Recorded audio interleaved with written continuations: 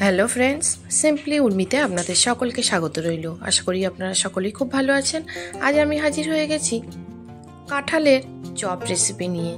আপনারা অনেকেই হয়তো বানাননি, তো চলুন বানিয়ে দেখা যাক কিভাবে বানিয়েছি। আর এটি খেতে মাংসের স্বাদকেও হার মানিয়ে দেবে, দুর্দান্ত টেস্টি হয়। তো ওই যে বাড়ির কাঁঠাল নিয়ে এসেছিল, কিছুটা রান্না করেছি আর কিছুটা এই যে চপ বানিয়ে নেব। তার জন্যই কেটে নিয়েছি আর একটা আলু নিয়েছি, নিয়ে সিদ্ধ করে নেব।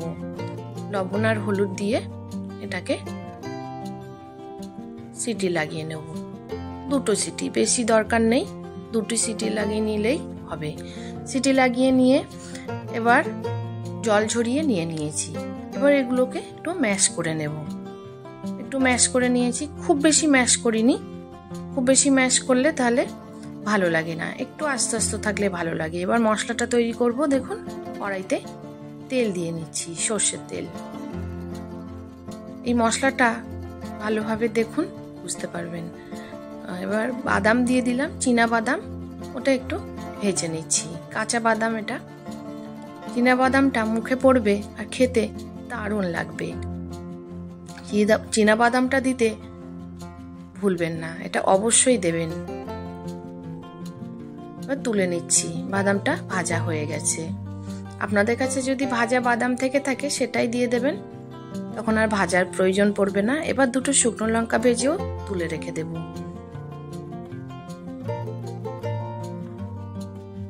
একটু লালচে করে আমি গ্যাসটাকে লো ফ্লেমে রেখেছি। লো ফ্লেমেই ভাজাটা খুব ভালো হয়। এবার লঙ্কা দুটো আমি তুলে রাখবো। লঙ্কা তুলে নিয়ে এবার আমি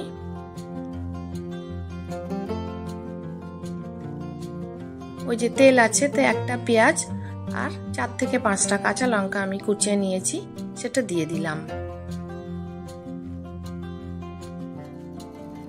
পেঁয়াজটা একটু এই তেলে ভেজে নেব। যেহেতু অল্প পরিমাণে, ওই জন্য আমি পরিমাণটা অল্প অল্পই দিচ্ছি। তেল, পেঁয়াজ, লঙ্কা এর পরিমাণগুলো অল্পই দিচ্ছি। এবার দিয়ে দেব দেখুন একটু হিং। একটু হিং দিলে এর টেস্টটা দুর্দান্ত আসে। আপনাদের কাছে যদি না থাকে হিং, কোনো অসুবিধা নেই, দেওয়ার দরকার নেই, তবে দিলে ভালো হয়। হিং দিয়েও ভেজে নিলাম। তারপরে আমি অ্যাড করব পেঁয়াজটা। খুব লাল করে আমি ভাজবো না, একটু ভাজার পরেই, লাল হওয়ার আগে আর কি, আমি দিয়ে দিচ্ছি দেখুন আদা বাটা। এবার দিয়ে দিচ্ছি রসুন বাটা। সবই 1 চামচ পরিমাণেই দিয়েছি। আদার পরিমাণটা একটু বেশি দিলে ভালো হয় আর কি। দিয়ে এর সাথে খুব ভালো করে ভেজে নেব, যেন আদা রসুনের কাঁচা গন্ধটা একেবারে চলে যায়। এরপরে কিছু গুঁড়ো মশলা দিচ্ছি, জিরে গুঁড়ো, ধনে গুঁড়ো, এগুলো সব আমার ঘরেই গুঁড়ো পাউডার করা। আর দিয়ে দিলাম একটু গরম মশলা গুঁড়ো, এটাও 1 চামচ পরিমাণে দিয়ে এটাকে আবার একটু ভেজে নেব। দেখুন একদম লো ফ্লেমে এটাকে ভেজে নিয়েছি। এবার একটু ধনে পাতা, আমার ফ্রোজেন করা ছিল ধনে পাতা কুচি, সেটা দিয়ে একটু নেড়ে নেব। মশলার সাথে পুরো নেড়ে নেওয়ার পরে ওই যে মেখে রেখেছিলাম আলু আর ইঁচড়টা, সেটা দিয়ে দিলাম। খুব ভালো করে মিশিয়ে নেব।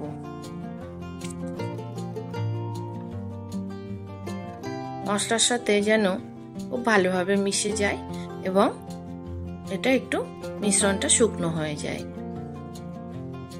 অল্প লবণ কম ছিল, ওই জন্য একটু লবণ ব্যবহার করলাম।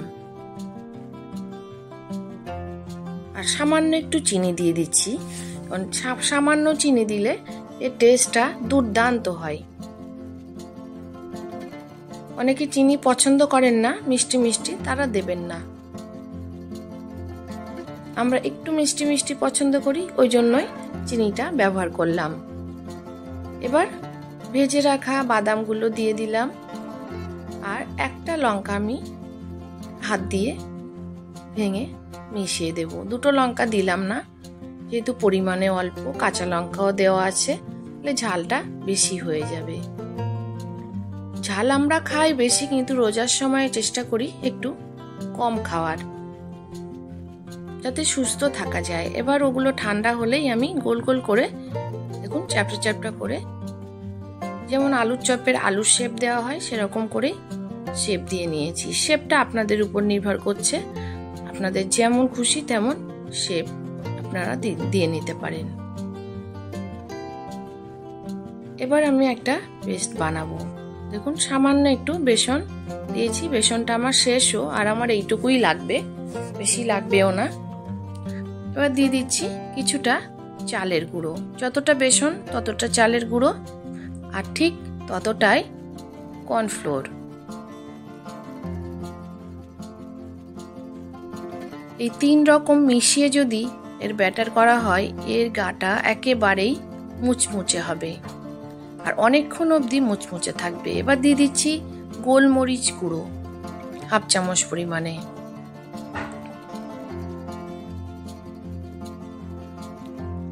এবার দেখুন একটু রসুন পাউডার, গার্লিক পাউডার দিয়ে দিচ্ছি।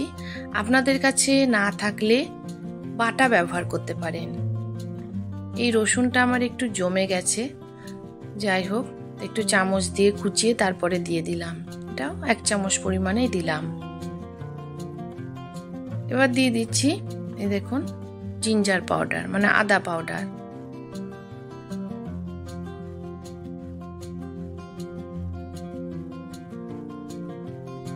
দুটোই 1 চামচ পরিমাণে দিয়েছি। এবার হলুদ গুঁড়ো ব্যবহার করেছি একটু কালারের জন্য। এবার দিয়ে দিলাম লবণ, পরিমাণ মতো লবণ, যেহেতু ইঁচড়ের মিশ্রণে লবণ আছে তাই ব্যাটারের মতোই লবণটা দিলাম। এবার 1 পিঞ্চ সোডা বাইকার্ব দিয়ে দিলাম, দিয়ে এবার একটু জল দিয়ে এটাকে একটা ব্যাটার বানিয়ে নেব। ব্যাটারটা খুব পাতলাও হবে না, খুব ঘনও হবে না, তবে একটু পাতলা গোছের হবে। যেমন শুধু বেসনের ব্যাটার বানাই তার থেকে একটু পাতলা হবে, তবেই ভালো মুচমুচে হবে। খুব ভালো করে দেখুন ব্যাটার বানিয়ে নিয়ে এই গায়ে লাগিয়ে আমি, তেল আমার গরম হয়ে গেছে, আমি আগে থেকেই বসিয়ে রেখেছি, এতে দিয়ে দেব। একটু হয়তো ছড়িয়ে যাবে, কিন্তু কোনো অসুবিধা নেই, এটি খেতে খুব ভালো লাগবে। ঘন ব্যাটার হলে এর মুচমুচে ভাবটা থাকে না, আর যেহেতু চালের গুঁড়ো আর কর্নফ্লোর দেওয়া আছে সেহেতু এটি দুর্দান্ত মুচমুচে হবে আর খেতে দুর্দান্ত হয়। আপনারা অবশ্যই একবার বানিয়ে দেখুন। এই সময় কাঁঠাল পাওয়া যাচ্ছে বা ইঁচড় পাওয়া যাচ্ছে, যে যেটা নাম দিয়ে জানেন আর কি, দুর্দান্ত খেতে হয়। কাঁঠালের বিভিন্ন রেসিপি হয়, আরও রেসিপি আমি দেখাবো, আপনারা অবশ্যই বলবেন কি রেসিপি দেখতে চান। দেখুন এইভাবে উল্টে পাল্টে একটু সময় লাগিয়ে এটাকে আমি ভেজে নেব, নিয়ে এটাকে তুলে নেব। দেখুন ভীষণ ক্রিস্পি হয়েছে। আপনাদের আমি শোনাতে পাচ্ছি না, যেহেতু আমার এখানে আওয়াজ থাকে, পরে ভয়েস দিতে হয়, ওই কারণেই। তো যাই হোক ভাজা হয়ে গেছে, এবার আমি তুলে নিচ্ছি, ভেঙেও দেখাবো আপনাদেরকে। তো রেসিপিটি আমার কেমন লাগলো, যদি ভালো লেগে থাকে তাহলে অবশ্যই লাইক, শেয়ার, কমেন্ট করে দেবেন, এবং নতুন বন্ধুদের কাছে রিকোয়েস্ট রইল চ্যানেলটি সাবস্ক্রাইব করে দেওয়ার, আর পাশে থাকা বেল আইকনটিও প্রেস করে দেবেন, যাতে আমি ভিডিও ছাড়লেই নোটিফিকেশন সবার আগে আপনার কাছে পৌঁছে যায় আর আপনি আপনার সময় মতো দেখে নিতে পারেন। এই দেখুন ভেঙেছি, কত সুন্দর দেখতে লাগছে, খেতেও তেমনি। আবার হাজির হয়ে যাব আপনাদের সামনে নতুন কোনো রেসিপির সাথে। ধন্যবাদ রইল।